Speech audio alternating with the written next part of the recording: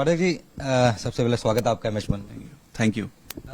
हमने देखा जालंधर उपचुनाव में किस तरीके से आपने मेहनत किया और आज सुशील रिंकू कल शपथ उन्होंने ले ली।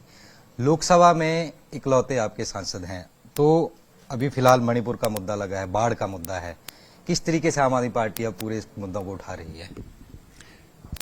देखिए, भारतीय जनता पार्टी की और नरेंद्र मोदी जी की जो सरकार है, आज तक के देश के स्वतंत्र भारत के इतिहास में सबसे ज्यादा गैर जिम्मेदार, अहंकारी और असंवेदनशील सरकार है। कोई सेंसिटिविटी नहीं है किसी मुद्दे को लेकर।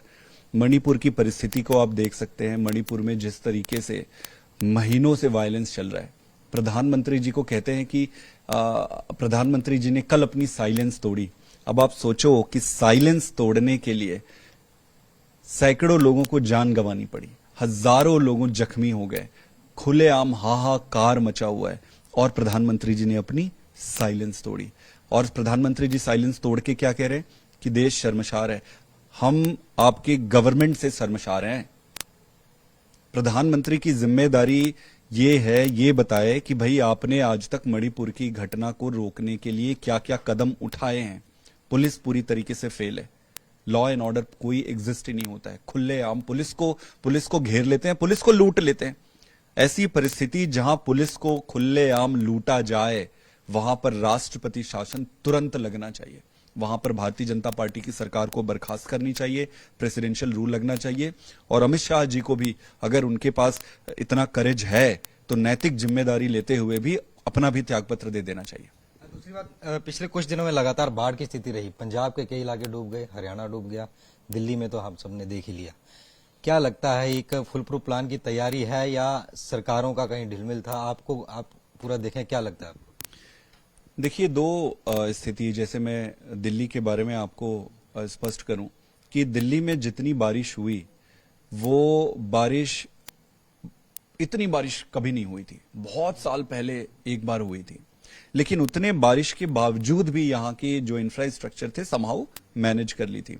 समस्या तब होनी शुरू हुई जो हथनी कुंड बैराज है, जहां पर पानी इकट्ठा होता है, वहां से लार्ज अमाउंट ऑफ वाटर छोड़ा गया दिल्ली की तरफ। समझने वाली बात है कि वहां पर पानी 3 तरफ छोड़ा जा सकता था, एक उत्तर प्रदेश की तरफ, एक हरियाणा की तरफ और एक दिल्ली की तरफ। इन्होंने उत्तर प्रदेश और हरियाणा की तरफ पानी नहीं छोड़ा, सारा पानी इन्होंने दिल्ली की तरफ छोड़ दिया। तो एक तरफ तो इन्होंने पानी छोड़ा, और दूसरी तरफ यहां आईटीओ पे, दिल्ली पे एक बैराज है, एक गेट्स बने हुए हैं पानी के रिलीज के लिए। वो सारे गेट काम नहीं करते, वो बंद कर दिए गेट। तो एक तरफ से पानी खोल दिया, दूसरी तरफ से गेट बंद कर दिया, दिल्ली में पानी घुस गई। तो उसके कारण दिल्ली में ये बाढ़ की परिस्थिति पैदा हुई। लेकिन निश्चित रूप से इंफ्रास्ट्रक्चर को आने वाले फ्यूचर के हिसाब प्रूव करना हर सरकार की जिम्मेदारी है, और आम आदमी पार्टी बहुत विजनरी पार्टी है। हम सारी प्लानिंग, सारा कुछ स्ट्रेटेजाइज कर रहे हैं। आने वाले समय पे हम इंफ्रास्ट्रक्चर को बहुत ऊपर के लेवल पर लेकर जाएंगे। दूसरी तरफ पंजाब में भी बाढ़ आया, फिरोजपुर वाले बेल्ट में काफी नुकसान हुए। आपने वहां पर देखा, नेचुरल कैलामिटी है, प्राकृतिक आपदा जब आती है तो आप भगवान से प्रार्थना कर सकते हो और आप खूब मेहनत कर सकते हो, अपनी जिम्मेदारी का निर्वहन कर सकते हो। हमारे मुख्यमंत्री, हमारे नेता माननीय भगवंत मान जी को आपने देखा होगा कि 24/7 ग्राउंड की ड्यूटी पे थे। एक एक व्यक्ति को सहूलियत प्रदान करने की कोशिश की गई थी और खूब जान लगाकर सेवा की गई है। तो ऐसी प्राकृतिक आपदाओं में राजनीति नहीं होनी चाहिए। हम दिल्ली में भी राजनीति नहीं करना चाहते, हम तो सेवा करना चाहते हैं। पर भारतीय जनता पार्टी की सरकार ने परिस्थिति ऐसी बना दी कि अगर जानो माल का नुकसान हो तो आवाज तो हम उठाएंगे। चुनाव की बात कर लेते हैं। 24 को लेकर जहां बीजेपी के तमाम केंद्रीय मंत्रियों की ड्यूटियां लगाई हैं, पंजाब में जा रहे हैं, बैठकें हो रही हैं, एनडीए की बैठक हुई।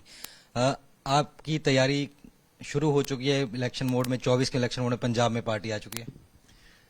भारतीय जनता पार्टी तो जालंधर इलेक्शन पे भी सारी बीजेपी की पूरी ताकत झोंक दी थी, दिल्ली के इलेक्शन पे भी पूरी ताकत झोंक दिए थे, पंजाब के विधानसभा में पूरी। तो इन कितना ताकत झोंकते हैं उससे कोई फर्क नहीं पड़ता है। जनता आज इन्हें नकार चुकी है। आज की जो परिस्थिति है, जनता इन्हें बिल्कुल, ना इनसे उम्मीद रहा, ना इनसे प्यार रहा, और पंजाब में तो सवाल ही नहीं पैदा होता है। रहा सवाल आम आदमी पार्टी की तैयारी की, तो निश्चित रूप से हमने अपनी होमवर्क और ग्राउंड असेसमेंट शुरू कर दिया है, और आने वाले कुछ दिनों में इसको हम और आगे लेकर जाएंगे। हरियाणा का प्रभाव भी आपको मिला है। हरियाणा की राजनीति में किस तरीके से देख रहे हैं? कांग्रेस में हालांकि 2-3 गुट हैं, हुड्डा गुट, शैलजा गुट।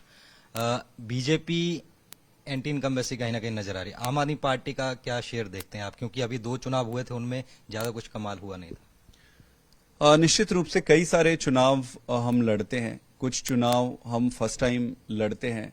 हम एक छोटी सी पार्टी थे, आज हम बड़े हुए हैं। हमारे पास रिसोर्स की काफी कमी होती है, तो कम रिसोर्सेज में कैसे चुनाव लड़ा जाए वही कोशिश करते हैं। तो एक ही समय में पहले की परिस्थिति में हम कभी भी एक साथ चुनाव लड़ने की स्थिति पे होते नहीं है। तो जहां फोकस कर पाते हैं, जैसे हमने गुजरात का चुनाव लड़ा, गुजरात का चुनाव हमने लड़ा, पूरी एनर्जी के साथ लड़ा, और आपने देखा होगा भारतीय जनता पार्टी के गढ़ में जाकर आम आदमी पार्टी ने जिस तरीके से जनता को जगाया है, उससे इनके पसीने छूट गए थे। हरियाणा की अगर मैं बात करूं तो हरियाणा तो बहुत अच्छा सिचुएटेड है। एक तरफ दिल्ली है, एक तरफ पंजाब है। उनको दिल्ली के काम के बारे में भी पता है, पंजाब में भी मान सरकार ने जो काम किए हैं वो पता है। तो हरियाणा में काफी अच्छी स्थिति है।